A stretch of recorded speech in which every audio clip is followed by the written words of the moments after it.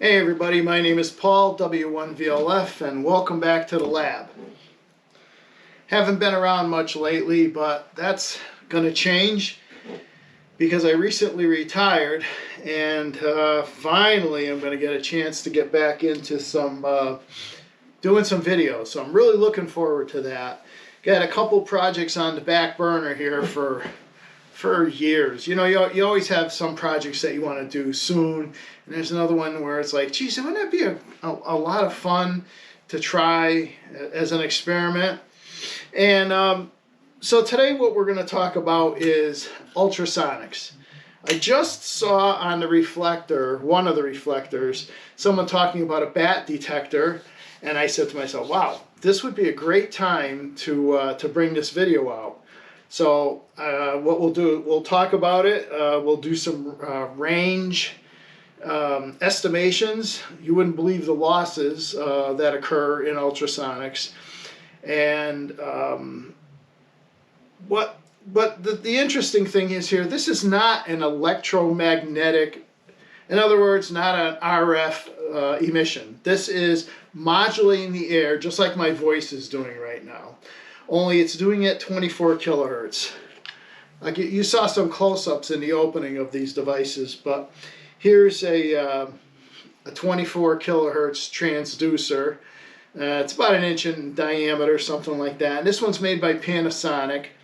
It's called a 0D24K2. And I think there's an EFR prefix in front of there. And this device transmits, it's a very narrow band device, first off. It's not more than a kilohertz or so wide.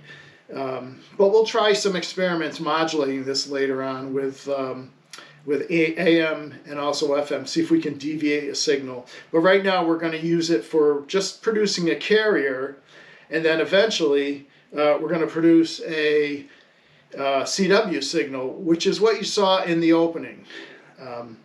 Here, let me just show you the beacon here. So here's the beacon. We have a battery pack. We have a very inexpensive square wave generator. This you can get off eBay for about $13 shipped. It's designed to generate a square wave from about 1 hertz, I think up to 150 kilohertz, something like that. And I've got it set to, I don't know if you can see that or not, 24.2 kilohertz, because that's the resonant frequency of these transducers. And one transducer is going to be for transmitting. Here's one right here. Here's two of them actually. This switch engages both of the transducers, and that switch just engages the first one. I wanted to see if stacking the transducers would increase the distance away. The other part of this beacon here is a small keyer from, I think I got it from Electro Resales. Programmed it with a key and it'll send Morse code, again, like what you were listening to. The distance between the detector and the microphone, let's call it a microphone, ultrasonic, because it is, it's a microphone. And this is a speaker, sort of. It's a piezoelectric speaker. So the distance was only a couple of feet. So you saw a very, very nice, clean CW signal, you know, very repeatable and clean. But the thing that we have to remember here is we're dealing with sound waves, which are physical in nature, not electromagnetic. So the air has mass. So if the air is moved or if there are reflections, you'll hear that signal get distorted. So I guess I started out with this, trying to see, well, what kind of distance could I get? You know, there's a whole bunch on the market for like $4 for the Arduinos, these little dual transmit receive signal senders, so they bounce off sort of like acoustic radar, and they're good for like 15 inches or something. And I thought, geez, you know, I think I can transmit a signal on 40 kilohertz a lot, excuse me, these are 24 kilohertz, a lot further than that. And I have, and I'll demonstrate that. I have a circuit that I've set up in the backyard, and we'll do it. I don't know if you'll see it in this video or not, but because it's raining out today. But distances in the ultrasonic band are really dependent upon humidity and temperature. The higher the humidity takes a huge toll at 24 kilohertz, and even worse at 40 kilohertz, which is why I decided to stick with the 24 kilohertz sensors. By the way, you can get these for about $2 a piece, $3 a piece. I had about 10 or 15 of these that I bought many years ago when this idea first came to me. So there's a couple of objectives here. Is how far can we go? Can we go 150 feet? Can we go 200? Can we go 300 feet? And how much power are we using? I really don't know. All we're using here is the output voltage, which is a square wave, from this square wave generator, and the keying line is pulling it to ground. So this little generator runs at 24 kilohertz constantly, and this just keys the bottom half of the electronic sensor. And if I want two of them in series, for experimental purposes, I can flip that switch down. To give you an idea, and we'll go over this later on, I'll show you some of the websites and I'll do a voiceover. We are dealing with roughly a half a dB per meter in losses at 24 kilohertz at 70 degrees, or what, I'm not sure what it is in C, 20 degrees, 22 degrees, something like that. And at 50% humidity, I believe it was. I'll do the calculations later, and you can see. But for a rough number, it's not a tenth of a dB. It's not 2 dB. It's roughly 0.5 to 0.6 dB per meter. So that means at 100 yards or 100 meters, we're going to have half of that. We're going to have 50 dB of loss. So if we have a 60 over S9 signal with these two sensors very close together, we should expect something like an S9 or less when we actually put this into service out at 300 feet. Now the other thing that you can't see here really, or maybe you can because I can, looking at my iPad, it doesn't show me what's going on, is, let me grab my, where is it? Well, I'll just grab this one. This is the this is the transducer itself. Now, how could you get, if there's going to be 50 dB per 100 meters, that would lead us to believe that we need two things. One is more power. That would get us further. And the next thing is gain. And how do you get gain with these things? And it ends up that you can get gain by, let me just bring this in here real quick. Okay. None of you guys tell my wife this, but this is looks like a parabolic dish, but in actuality, it's the cover to a cooking wok. And by experimental purposes, I found by putting the microphone here in the very center of this dish and kind of bending a hook out of the way, that I was able to get about 12 to 18 dB of gain over a single sensor. So that's going to go a long way. And again, in increasing, maybe not a long way. Again, we're talking about half a dB per meter here of losses.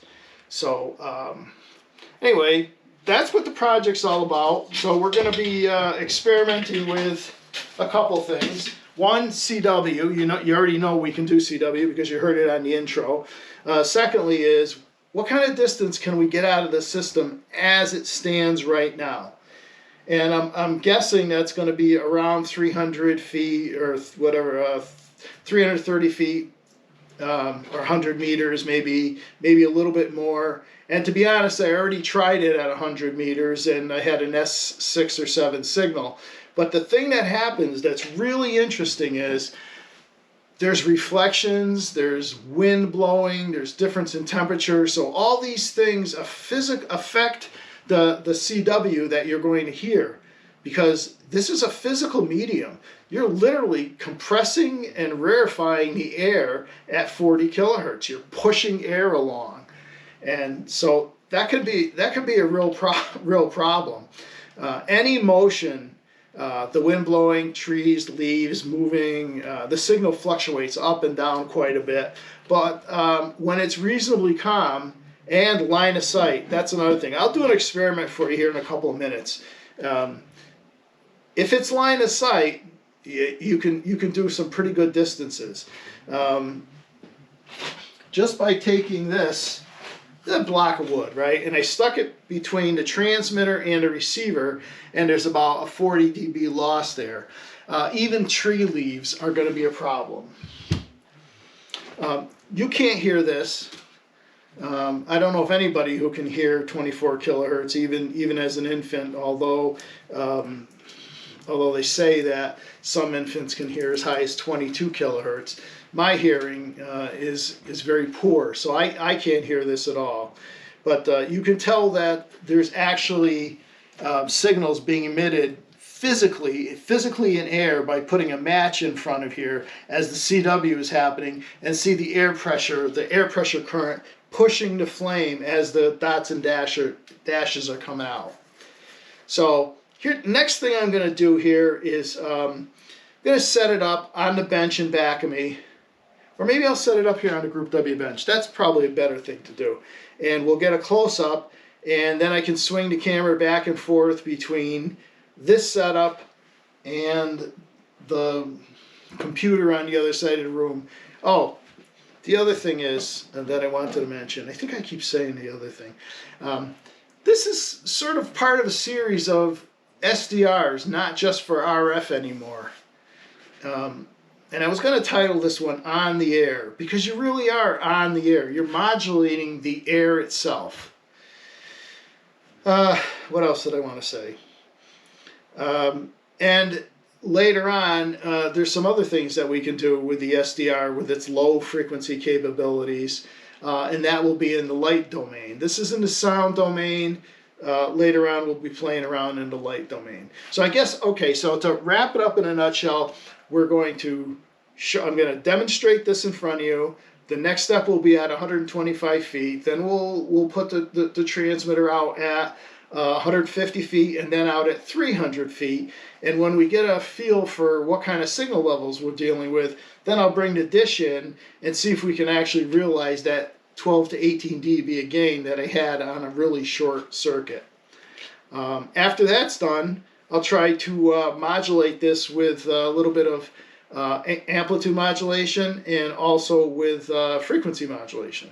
I don't know if those are going to work or not, but I have some ideas there. So carry on, stick around rather, and see what you think. And I'll set up the first demo right now. Give me a chance to set that up, and I'll be back.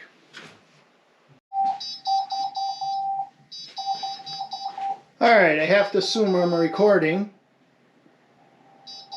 and I have to assume that you can hear the audio. Okay, I'm going to drop this audio out for a second.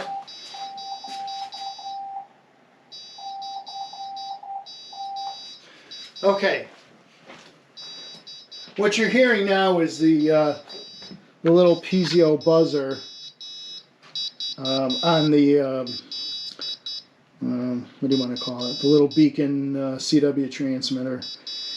And then from there you take the key out, and what that does is, instead of it keying a radio, it pulls these two to ground, and you can hear it.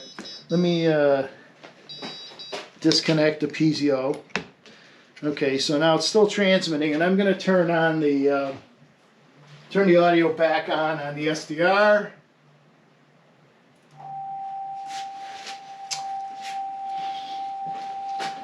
And I must have hit the button here. Okay.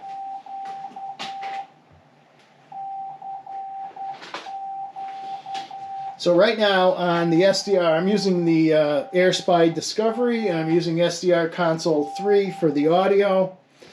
And we're going to put an attenuator, and I also have it in non-AGC. Here, I wonder if I could do this. Let's see.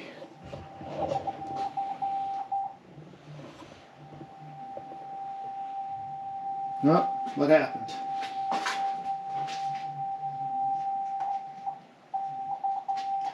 I guess my message terminated. Not a good time to do that. All right, so let's bring it back down here. These are about a foot apart. I'm going to put something in front of this one. Drop the signal back significantly. I don't know, let's try a sheet of paper in front of this one too. Or my hand. So the AGC keeps pulling it up on the receiver over there because we're just so darn close together.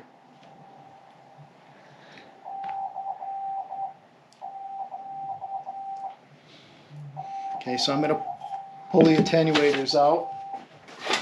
The acoustic attenuators.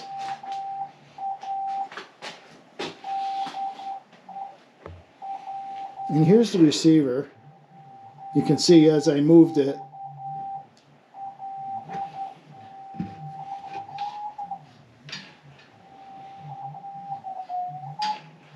You can hear the Doppler shift. If you'll remember, I did a video on the Doppler shift a while back.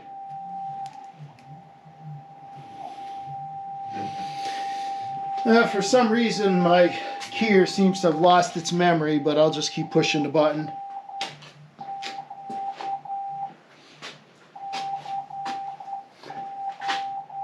So there's the actual Morse code being transmitted by the air. Okay, so next step I'm going to do is I'm going to transmit across the room here. Let me come back from that, set that up, and we'll try that out.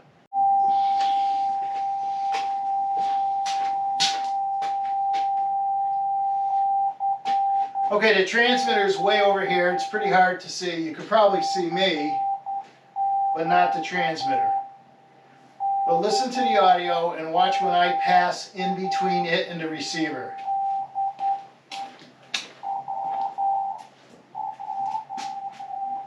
Okay, swing this around, and the receiver is right here.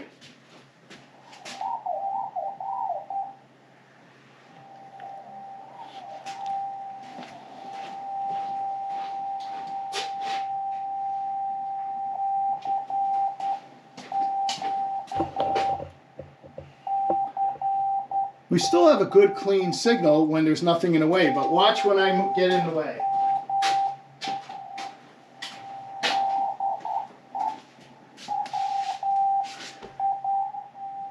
Now we can see that just a hand will drop the audio back. So I'm in the AGC off mode. I'm going to turn the AGC back on, and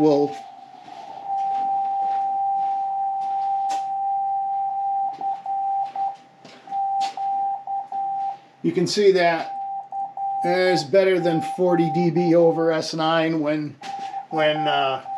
when everything's calmed down.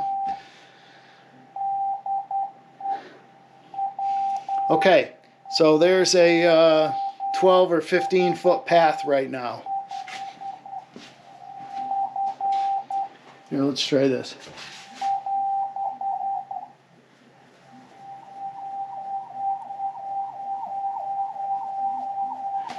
Doppler shift.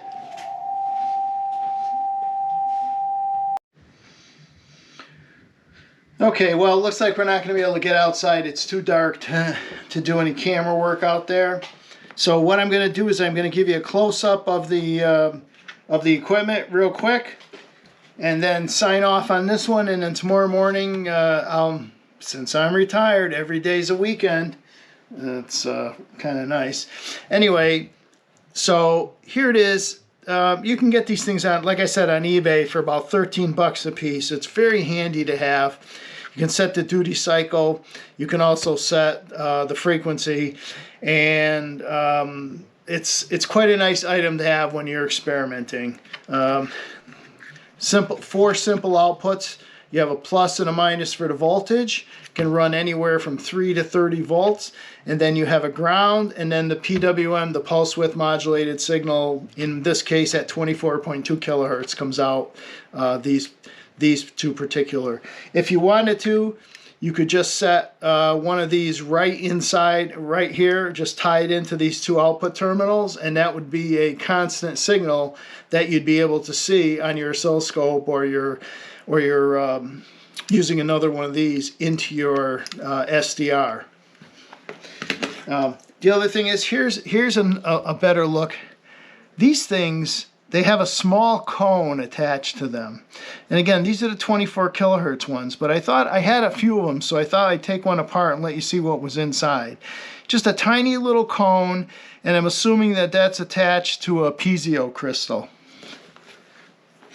The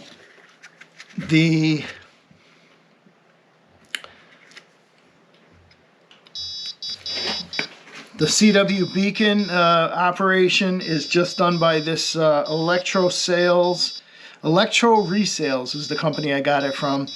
It has a beacon mode, which I didn't have it set to before.